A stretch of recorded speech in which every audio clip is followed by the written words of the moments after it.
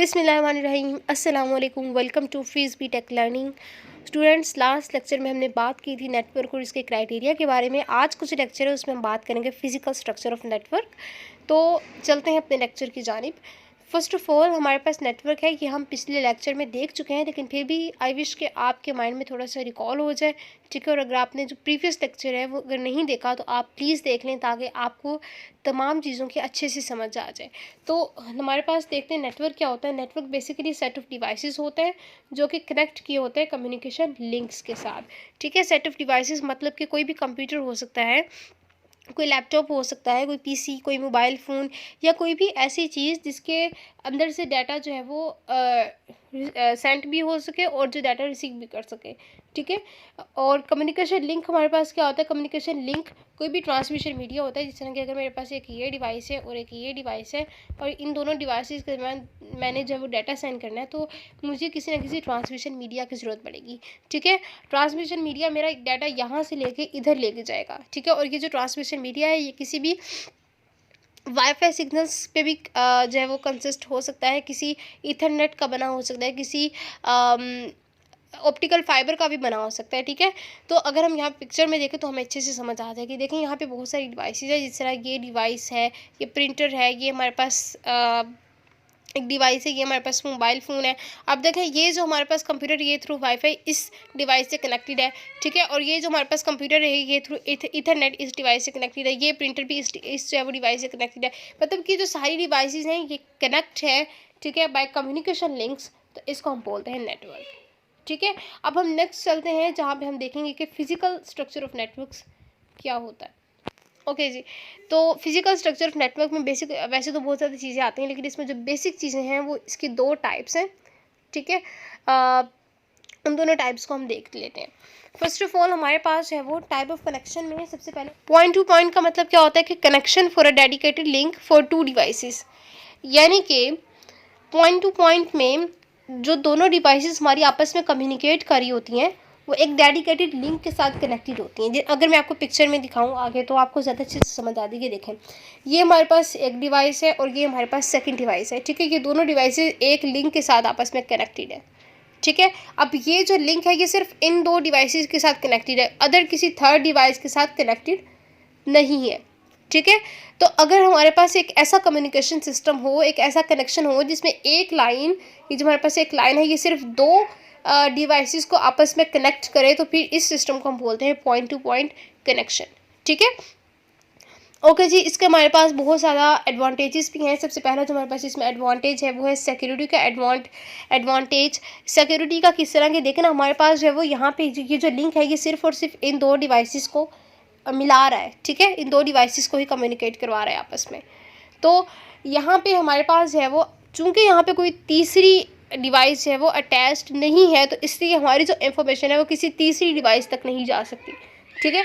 तो सबसे पहली बात यहाँ पे ये कि यहाँ पे हमारे पास सिक्योरिटी का जो है वो एडवांटेज हमें मिलता है। उसके बाद यहाँ पे सेकंड हमारे पास प्राइवेसी है। प्राइवेसी में भी वही बात कि चूँकि किसी तीसरी डिवाइस तक हमारी इन्फॉर्मेशन जो है वो नहीं जा सकती, तो इसलिए हमारे पास यहाँ पे हमें प्राइवेसी का एडवांटेज भी मिलता है, ठीक है। उसके बाद इसके कुछ डिसएडवांटेजेस हैं वो भी हम डिस्कस कर लेते हैं। इसके डिसएडवांटेजेस ये हैं कि सबसे पहले यहाँ पे ये कॉस्टली होता है, क्योंकि यहाँ पे देखें ना हमें हर दो डिवाइसेस के लिए एक अलग जो है वो कम्युनिकेशन लिंक चाहिए, ठीक है। अब हमें देखें हर दो डिवाइसेस के लिए हमें एक सेपरेट लिंक की ज़रूरत है, ठीक है। तो यहाँ पे देखें हमारे पास दुनिया में कितनी ज़्यादा डिवाइसेस यूज़ हो रही हैं। अब हमें हर दो डिवाइसेस के लिए सेपरेट लिंक की ज़रूरत पड़ेगी, तो हमें इसके लिए भी सेपरेट इनपुट आउटपुट डिवाइसेस भी चाहिए होंगी, ठीक है।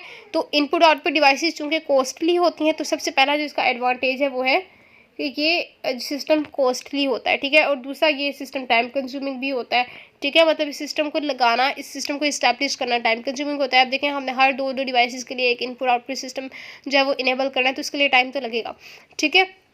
लेकिन इसका एक और एडवांटेज है जो मैं बताना आपको भूल गई थी कि इसमें जो एरर डिटेक्शन होती है वो भी बहुत ईजीली हो जाती है, ठीक है। एरर डिटेक्शन मतलब कि सपोज मैं आपको अगर एग्जांपल दूं कि अगर आप जो है वो किसी बड़े एरिया में जाते हैं और वहाँ पे बहुत सारे घर हैं, आपने उन तमाम घरों में से एक घर को तलाश करना है, ठीक है। सपोज ये आपके पास एक बहुत बड़ा एरिया, आप इसमें बहुत सारे घर हैं, आपने इसमें से एक घर को तलाश करें, तो आपके लिए उस घर को तलाश करना बहुत ज़्यादा मुश्किल हो जाएगा, क्योंकि वहाँ पे बहुत सारे घर हैं। लेकिन अगर आप एक ऐसे एरिया में जाते हैं जहाँ पे सिर्फ 2-3 ही घर हैं, ठीक है, जिस तरह यहाँ पे सिर्फ 4 ही घर हैं, तो अगर आप यहाँ से किसी घर को तलाश करते हैं तो वो आपके लिए बहुत ज़्यादा ईजी हो जाएगा, क्योंकि यहाँ पे घरों की जो तादाद है वो कम है।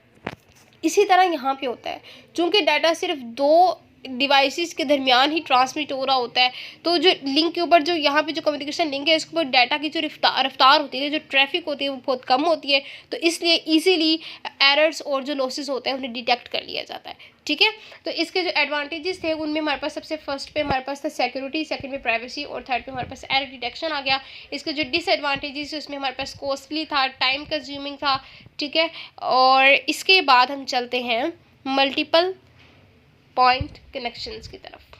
मल्टी पॉइंट कनेक्शंस की तरफ, मल्टी पॉइंट कनेक्शन में ये होता है कि एक ही लिंक के ऊपर काफ़ी सारी जब डिवाइसेस कनेक्टेड होती हैं, ठीक है, तो उसे मल्टी पॉइंट कनेक्शन बोलते हैं, ठीक है। और ये टाइम शेयर कनेक्शन भी होता है।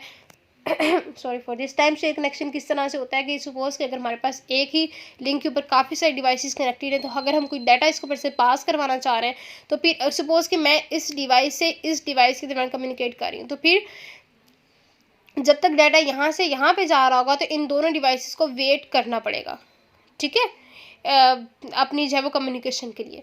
तो इसमें जो है वो क्या होता है कि many devices connected to same link, बहुत सारी डिवाइसेस जो हैं वो एक ही लिंक से कनेक्टेड होती हैं। और इसमें टाइम शेयर कनेक्शन भी होता है। पिक्चर से आपको अच्छे से समझ आ जाएगी। ये देखें, यहाँ पे हमारे पास जो है वो एक ही लिंक है, ठीक है, और इसके ऊपर एक ये डिवाइस कनेक्टेड है, एक ये कनेक्टेड है और एक ये कनेक्टेड है, ठीक है, और एक ये भी कनेक्टेड है, ठीक है। तो मतलब एक ही लिंक के ऊपर 4 डिवाइसेस कनेक्टेड हैं। तो इसको हम बोलते हैं, यानी कि जब हमारे पास एक ही लिंक पर काफ़ी सारी डिवाइसेस कनेक्टेड हो तो हम इसे मल्टी पॉइंट कनेक्शन बोलते हैं। ओके जी, हम इसके भी एडवांटेजेस और डिसएडवांटेजेस देख लेते हैं। सबसे पहले जो इसका एडवांटेज है वो हमारे पास है कि कॉस्टली नहीं होता। कॉस्टली क्यों नहीं होता? क्योंकि जैसा कि आप जानते हैं कि एक ही लिंक के ऊपर काफ़ी सारी डिवाइसेस कनेक्टेड है, ठीक है, तो हमें इनपुट आउटपुट जो सिस्टम्स होते हैं उनकी भी कम ज़रूरत पड़ेगी, ठीक है। तो ये कॉस्टली नहीं होता। ये इस सिस्टम को इनेबल करना, इस्टेब्लिश करना टाइम कंज्यूमिंग भी नहीं होता, ठीक है। उसके बाद इसके कुछ डिसएडवांटेजेस भी हैं, और वो क्या है कि इस सिस्टम के ऊपर सिक्योरिटी जो है वो इतनी ज़्यादा अच्छी नहीं होती, क्योंकि हो सकता है कि हमारे पास अगर डाटा मैं इस डिवाइस को सेंड करना चाह रही हूँ वो इसको सेंड हो जाए, ठीक है, तो फिर क्या होगा कि हमारा जो सेंसिटिव डाटा होगा वो किसी अदर डिवाइस को भी सेंड हो सकता है, ठीक है। इसी तरह इसके ऊपर प्राइवेसी भी इंश्योर नहीं होगी, ठीक है। कोई तीसरी डिवाइस मुदाखलत करके, इंटरफेयर करके हमारा जो डाटा है उसे स्टील कर सकती है, ठीक है।